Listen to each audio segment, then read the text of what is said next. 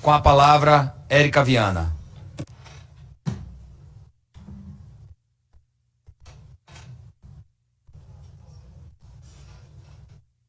Boa tarde a todos. Eu vim falar, na verdade, sobre 16 de junho de 2020, que foi a data que eu fui presa no âmbito do inquérito 4828 do STF, o primeiro inquérito dos atos antidemocráticos. O meu mandato de prisão não teve fundamentação e eu vou me ater aos fatos.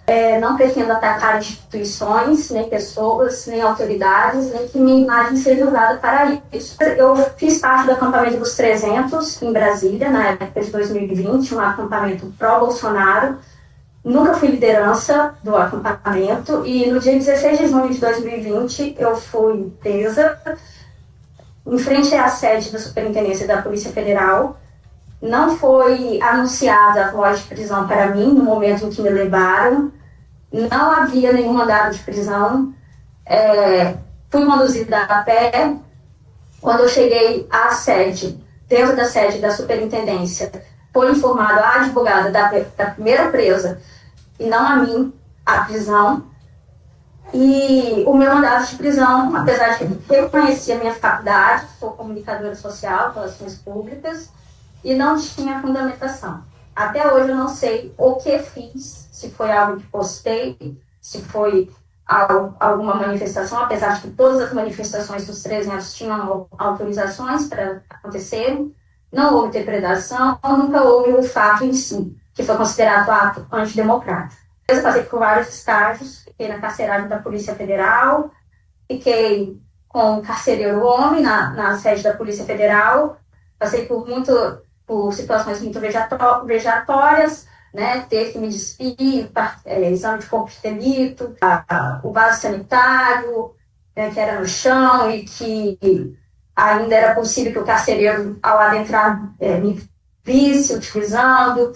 Quase me matei dentro da cela da Polícia Federal, principalmente quando eu soube que seria transferida para o presídio feminino da Colmeia. Fui para o presídio feminino da Colmeia, fiquei na solitária.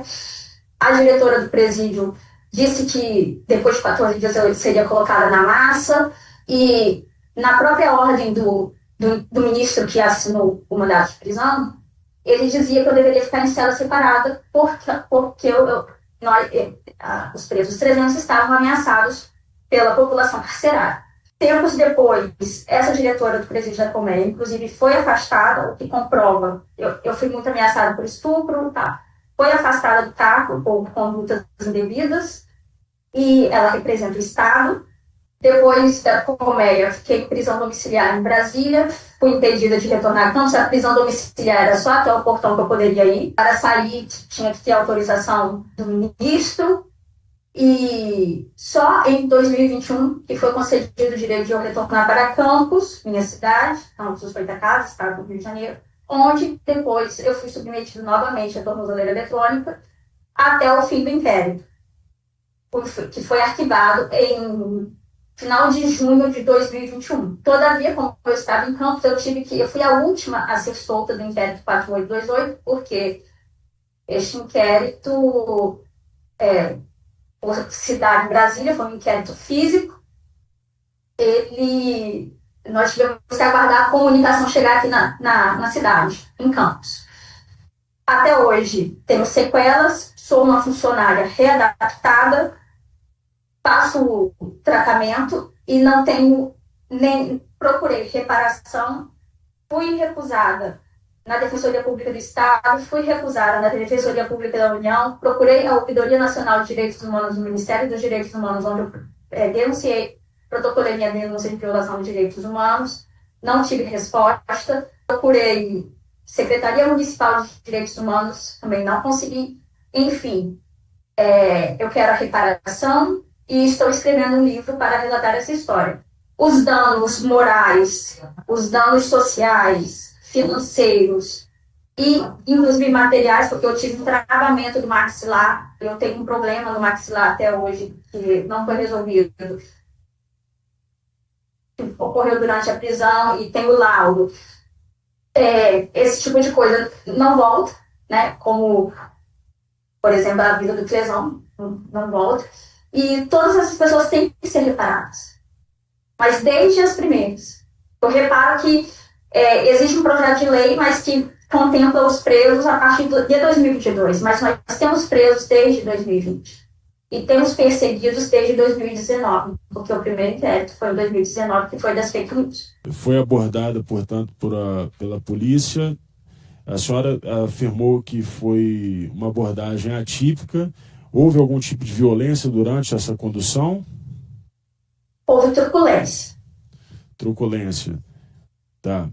Houve uma explicação para a senhora acerca do motivo da prisão? Não, nunca houve. O trajeto até o local da custódia, a senhora faz parte do grupo que ficou naquele ginásio? Não. Não. Os 300 do Brasil foi em 2020, nunca ficou no ginásio. Então foi ainda antes do dia 8 de janeiro. Eu só estou confirmando. Foi em 2020. Entendo o seguinte, a gente vai formular um relatório e a gente precisa deixar tudo bem claro. Como a gente tem relatos do dia 8 de janeiro e a subcomissão trata exatamente disso, estabelecer essa clareza acerca de que o seu caso foi anterior, no mínimo 3 anos antes, é importante para poder a gente incluir no relatório de forma clara e precisa para poder não haver nenhuma dúvida. Por isso que eu estou fazendo a pergunta, apesar de parecer redundante.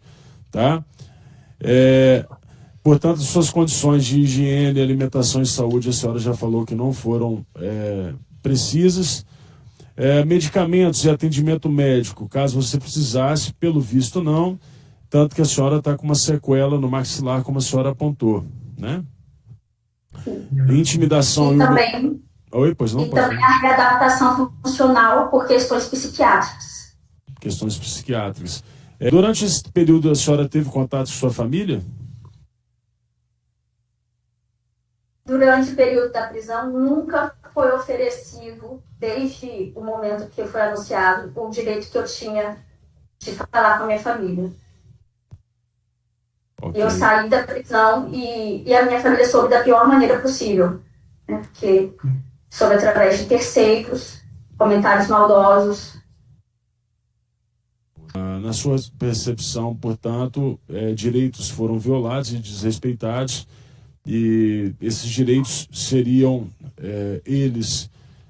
obviamente, né, direito à sua liberdade, direito de ir e vir,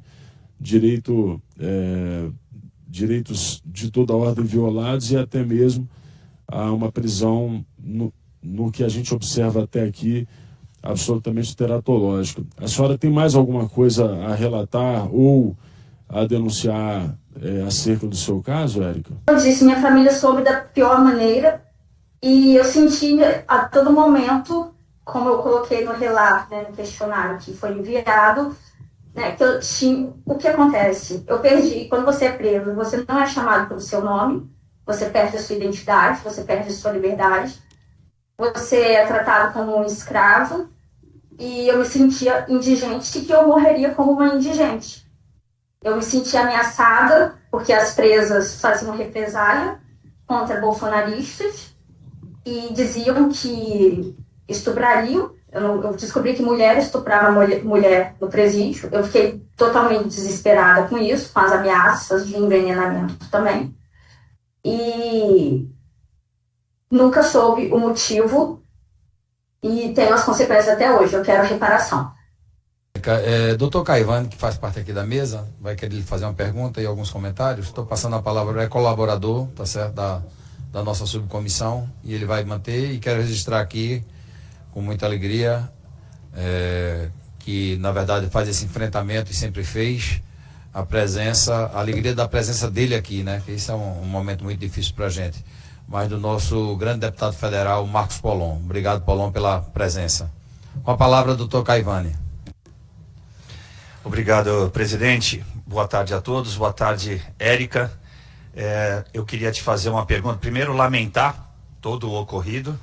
A gente acredita sempre que o direito pode prevalecer e parece que há muito tempo ele não prevalece no Brasil. Não estou falando nem de lei, estou falando de direito. Direito em um Estado que deveria ser de direito. Você manifestou que a sua prisão teria sido truculenta. E aí eu quero te perguntar duas coisas. Primeiro, você teve direito à audiência de custódia? Segundo, ela ocorreu em 24 horas? Essas são as duas perguntas, porque de fato me parece que você ficou preso, então eu já sei o resultado, se houve a audiência de custódia, o resultado da decisão do juiz. Muito obrigada, doutor, pela pergunta, muito importante, por sinal. Quero também saudar o deputado Marcos Polon, que me apoiou quando soube que eu estava presa em 2020. E a resposta para as duas perguntas é não. E outro direito, isso é muito importante, porque me fez lembrar de outra situação. Nós não tive direito de falar com o advogado no presídio, porque foi alegado que por causa da pandemia não poderia ter contato com o advogado. Todavia, na prorrogação da prisão, o oficial de justiça pôde entrar para ter contato comigo. Érica, por gentileza, eu queria só a tua confirmação. Você tá dizendo pra gente que você não teve direito a ter contato com um advogado?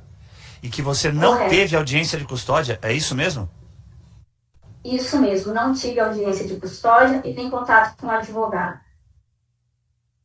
A última, prometo, Érica. E você, após a prisão, você foi diretamente conduzida ao sistema carcerário? Você já foi direto para a Colmeia, aqui em Brasília? É isso que você informou? Só para... Passei uma noite na carceragem da Polícia Federal e no dia seguinte, dia 17, por volta do final da tarde, eu fui conduzida à Colmeia. Muito obrigado, Érica. E mais uma vez, o meu lamento. Sinto muito por tudo isso que você passou. Quero registrar que todas as perguntas e toda a audiência está sendo devidamente filmada, registrada, para que a gente possa depois trabalhar em cima de todas as informações. Passo a palavra para o nobre amigo de Câmara, Marcos Polon. Obrigado, senhor presidente, na pessoa de quem cumprimento todos os demais. E o caso da Érica mostra que o regime de exceção, ele não vem de agora. Ele começa já há bastante tempo. E foi com muita dor no coração que eu vi todo o processo de encarceramento em um tribunal de exceção que ela passou. E até hoje ela tenta se reconstruir. Eu vejo a forma que ela busca apoio e é constrangedor a gente ver que vive nessa realidade. Mas o que mais me causou revolta no caso da Érica, e me desculpa, minha amiga, se eu estiver te expondo, mas eu acho que isso precisa ser dito, e é melhor que saia da minha boca do que da sua, foi o total abandono. Ela ombreou com muitos dos que militaram com mandato e sem mandato, muitos dos que participaram dos pleitos. E tanto quando ela estava encarcerada quanto depois, eu vi uma dificuldade latente de respaldo. E isso é o que mais me revolta. Ninguém lhe estendeu a mão. Agora a Érica, que é lá de Campos dos Goitacazes, quem se levantou? Eu não tinha condições de ir até lá. O máximo que ela me pediu foi que divulgasse o livro que ela escreveu, que aceitasse alguns collabs nas minhas redes sociais. Mas isso é pouco, isso é nada. Que conduziu ao cárcere pessoas como ela, que jamais foram capazes de sequer pegar um troco errado. Eu conheço ela de antes do incidente. E vi ela depois do incidente, vamos chamar de incidente, infortúnio, ou mais uma vítima da ditadura. E eu tenho a convicção que o brilho no olhar que ela tinha, que a inocência que ela tinha, não vou dizer a esperança porque eu estaria indo longe demais, mas talvez até isso, lhe foi usurpada de uma maneira catastrófica. E onde estavam aqueles por quem ela lutou por tantos anos. É frustrante, é nojento, é revoltante. Não só o que o sistema fez com ela, mas o que aqueles que deveriam ser os primeiros a se levantar para ampará-la pecaram por omissão. Minha amiga, eu não tenho palavras para expressar o tamanho da minha revolta. E você sabe que o que tiver dentro das minhas possibilidades, você pode contar comigo. E eu admiro muito, muito a sua coragem. Porque dentre as picuinhas e problemas mesquinhos que nós vivemos e que muitas vezes nos tira a paz e nos faz muitas vezes questionar o que fazemos, você passou por um inferno muito pior do que qualquer situação do que cada um dos que estão aqui nessa casa. E em momento algum eu vi você esmorecer ou cogitar em desistir. Deus te proteja, Deus te abençoe, porque infelizmente a única justiça que esse país pode lhe oferecer é a que Deus nos dará na outra vida. Confesso aos senhores, momentos como esse me fazem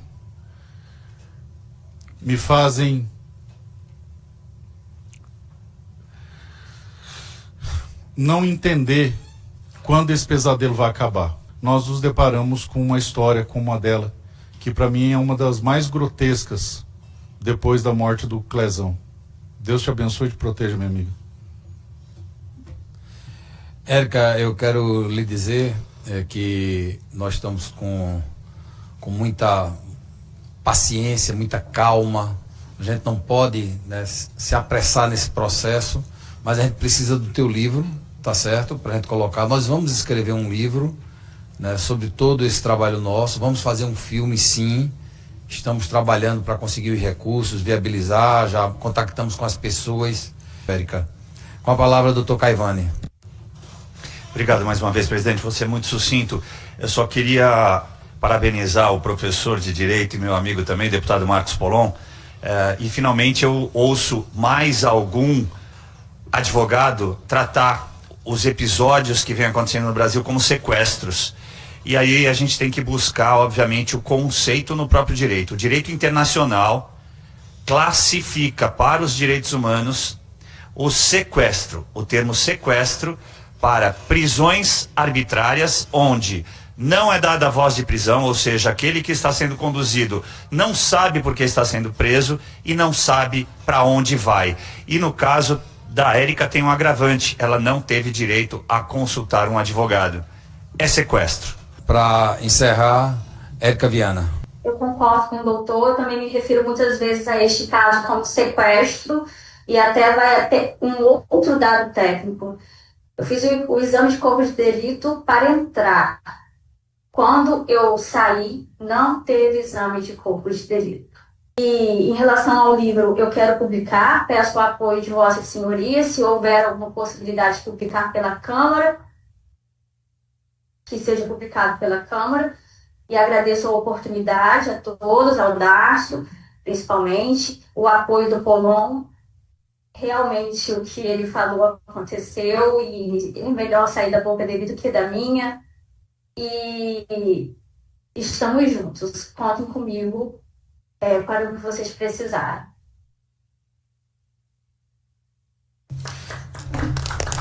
Muito obrigado, guerreira. E tenha certeza que nós vamos estar ao seu lado aqui, né, para que possa ficar registrado para todo o Brasil tudo que aconteceu com você.